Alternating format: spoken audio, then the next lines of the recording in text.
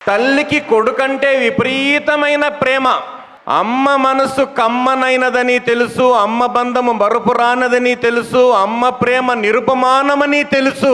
అమ్మకు మించిన దైవం లేనే లేదు. ఇప్పుడు స్టేజ్ మీద జరిగిన సంఘటన ఏమంటే, సృష్టి తీర్చిదిద్దిన అద్భుతమైన కళాఖండం కుటుంబం.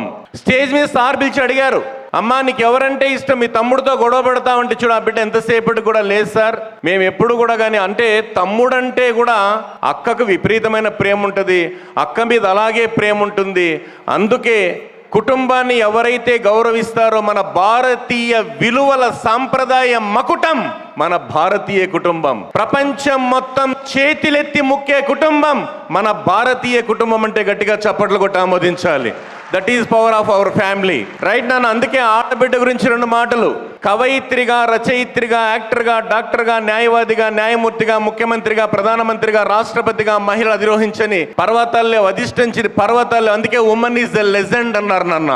సో నెక్స్ట్, అందుకే అంట్లుతో అమ్మే స్థాయి నుంచి అంతరిక్ష కేంద్రం వరకు, ఆటో నడపడం నుంచి విమానం నడిపే వరకు, కవయిత్రిగా, రచయిత్రిగా, యాక్టర్గా, న్యాయవాదిగా, న్యాయమూర్తిగా, ముఖ్యమంత్రిగా, ప్రధానమంత్రిగా, రాష్ట్రపతిగా మహిళలు అధిరోహించని పర్వతాల్లో.